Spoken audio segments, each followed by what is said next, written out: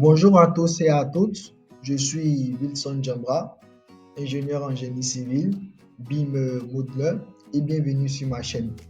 Alors aujourd'hui, nous allons voir l'interface de Revit. Revit en fait, c'est un logiciel de conception et de modélisation 3D dans le bâtiment et dans l'infrastructure. Ce n'est pas un logiciel de calcul.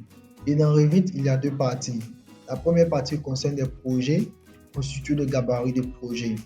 Un gabarit de projet, c'est un modèle sur lequel on se base pour bien débuter un projet. Et la deuxième partie concerne les familles, qui sont des objets avec des informations, telles que des portes avec ces informations, des fenêtres avec ces informations. Donc, si je veux modéliser un projet dans Revit, je vais dans la partie projet, dans Nouveau, et je choisis le gabarit correspondant, gabarit architectural, je fais OK. Et là, on a l'interface de Revit avec sa fonction. Tout là-haut, on a la barre d'outils ou la barre d'objets en fonction de chaque onglet. Par exemple, l'onglet architecture, on a la barre d'outils ou la barre d'objets. L'onglet structure, la barre d'outils ou la barre d'objets, acier, etc. Ensuite, on a l'élaboration du projet qui regroupe toutes les vues dans ce projet ou dans ce modèle. Voilà, tels que les plans d'étage, niveau 0, niveau 1, niveau 2, les plans de plafond, toutes les vues 3D, les vues d'élévation. Ensuite, à gauche de l'écran, on a la palette des propriétés qui concerne toutes les propriétés de chaque vue et de chaque objet. Donc, si je vais au niveau de mon plan d'étage, je choisis le niveau 1 par exemple. Dans la palette de propriétés, il y a toutes les propriétés du niveau 1, telles que l'échelle de la vue, le niveau de détail, la discipline, etc. etc. Ensuite, si je vais dans l'architecture, je dessine un mur par exemple. Je place une porte, une fenêtre. Voilà. Si je sélectionne la porte dans la palette des propriétés, il y a toutes les informations sur cette porte, telles que le type de porte. On me dit que c'est une porte intérieure simple. Quand je pars de modifier le type, on a la partie construction, la fonction de la porte, une porte de l'intérieur, le matériau de cette porte, matériaux et finition de cette porte, le poignet, le panneau. Voilà, on a le code de cette porte, la hauteur, la largeur, l'épaisseur du panneau. Voilà, je fais pareil pour le mur. Modifier le type. Dans la partie construction, structure, je fais donc modifier. Ici, on a les différentes couches de ce mur, telles que la partie porteur ou ossature. On peut ajouter d'autres couches, telles que les enduits, l'isolation, etc. Pareil pour la fenêtre. Modifier le type, les différents types, les différentes informations, les propriétés de cette fenêtre, la partie construction, matériaux, finition, les différentes mesures de cette porte. Voilà. Ensuite, quand je pars dans l'onglet structure, on a tout ce qui concerne les éléments structurels, tels que les poutres, les murs porteurs, les poteaux, les planchers, les fermes, les systèmes de contreventement, les systèmes de poutres, les assemblages, les types de fondation, isolés, filants, radiés et le ferraillage. Ensuite, dans la partie acier, ça concerne la charpente métallique, c'est-à-dire les platines, les boulons, la soudure, les différents modificateurs. Voilà, les coupes paramétriques, les plans de construction. Ça, c'est la barre d'outils ou d'objets. Voilà, la partie système qui regroupe, on a d'abord le chauffage, ventilation et air conditionné, autrement dit CVC. On a la partie plomberie et canalisation et la partie électricité. Ici, dans l'onglet insérer, ce sont c'est-à-dire dans Revit, on peut apporter un autre format, tel que le format DWG, AutoCAD, le format IFC, et même on peut apporter aussi un autre fichier Revit dans ce modèle-là. Voilà. On a l'onglet annoter, ça concerne les différentes codes.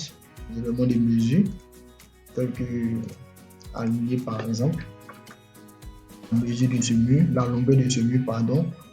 On a aligné, linéaire, ondulaire, les codes d'élévation, code de coordonnées, code d'inclinaison même. On a les éléments de détail. Si vous voulez dessiner des détails, par exemple sur une coupe, vous venez dans la ligne de détail et vous commencez à dessiner. On a les nuages de révision. Voilà, s'il y a des modifications sur un plan d'exécution, par exemple, si on a changé, par exemple, les dimensions d'une poutre, voilà, vous signifiez avec le nuage de révision. Là, comme ça, le gars qui se trouve sur le chantier saura automatiquement que sur cette poutre, il y a une modification. On a aussi l'isolation, les différentes étiquettes, telles que les étiquettes des murs, des portes, etc. On a la partie analyser. Revit aussi permet de mettre sur les éléments structurels des charges permanentes et d'exploitation, même ces combinaisons à l'ILU et à l'ILS. Voilà les types de charges. On a les charges permanentes, les charges d'exploitation, les charges accidentelles, le séisme. Tout ça, on peut le signifier dans Revit. Si je repars dans charge, les charges concentrées, les charges linéaires sur les poutres, les charges surfaciques sur les dalles, les charges hébergées sur le bout des dalles, hébergées, charge surfacique hébergée sur la face d'une dalle. Ensuite, on a le volume site. Ça concerne le site de vos projets. Si vous voulez modéliser un terrain, vous allez dans surface topographique et vous modélisez le terrain. Voilà. Là, on me dit les éléments topographiques ne sont pas visibles dans la vue en cours. Donc, je vais dans le plan de masse. Voilà. Et, par exemple, en fonction des nuages de points que je dessine, ça modélise mon terrain. Voilà. On a la partie collaborer. Vous pouvez inviter les autres acteurs de ce projet-là, tels que si vous êtes architecte, vous pouvez inviter les ingénieurs structure, les ingénieurs plombiers, les ingénieurs électriques, les ingénieurs électriciens et tout, à collaborer sur le même projet. On a l'onglet Vue qui concerne les vues de ce modèle-là, ce projet, tel que ici on peut créer une vue 3D, voilà, une caméra, c'est-à-dire une vue spécifique, une perspective et une visite virtuelle, c'est-à-dire des vidéos. Voilà, on peut créer même des coupes, des repères, des élévations. On peut même faire des rendus ici. Dans l'onglet Gérer, il y a les différents paramètres de ce modèle, de ce projet, l'emplacement du projet, voilà, la gestion même du projet, le complément, l'onglet Modifier, ça concerne les éléments de modification, par exemple des murs. Si je sélectionne le mur, je peux le déplacer ici, je peux le déplacer, je déplace ce mur. Je peux même copier ce mur ici. Voilà. Enfin, vous aurez compris tout ça. Vraiment, il est important de connaître l'interface de Revit pour bien modéliser vos projets, par exemple. Donc, si vous voulez débuter un projet dans Revit, la première chose à faire, c'est de d'abord paramétrer les unités. C'est très très important.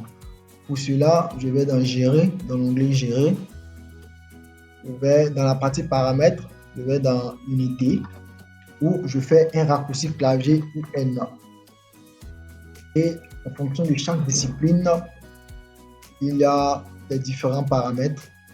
Commune, ça concerne vraiment toutes les disciplines, disons. La longueur, la surface, le volume, l'angle, l'inclinaison. Vous pouvez changer. Moi, je travaille généralement avec le mètre. Arrondi deux décimales deux chiffres après la virgule. Voilà, symbole d'unité. Je laisse comme ça. Je fais pareil en surface, volume, angle, vraiment tout. Il y a aussi la partie structure. Si vous voulez mettre des charges sur vos éléments structurels, la force, soit en kilonewton, soit en kilogramme, en méganewton, bon, ça dépend de tout, ça dépend de vous. Voilà, on a les forces linéiques, les forces de surface, le moment et tout. Lorsque vous finissez de paramétrer les unités, vous devez maintenant donner les informations sur ce projet. Alors, je vais toujours dans Gérer et je clique ici, Informations sur le projet. Et ici, je renseigne toutes les informations sur ce projet-là, telles que les données d'identification, le nom de l'organisation, la description de l'organisation, le nom du bâtiment, l'auteur et autres, la date de fin du projet, l'état du projet, le nom même du client, l'adresse du projet, le nom du projet, le numéro du projet. Bon, c'est un peu ça. J'espère que cette vidéo vous a plu. N'hésitez pas à vous abonner à ma chaîne. Et si vous avez des remarques, il faut le signifier dans les commentaires. Merci à vous et à toutes.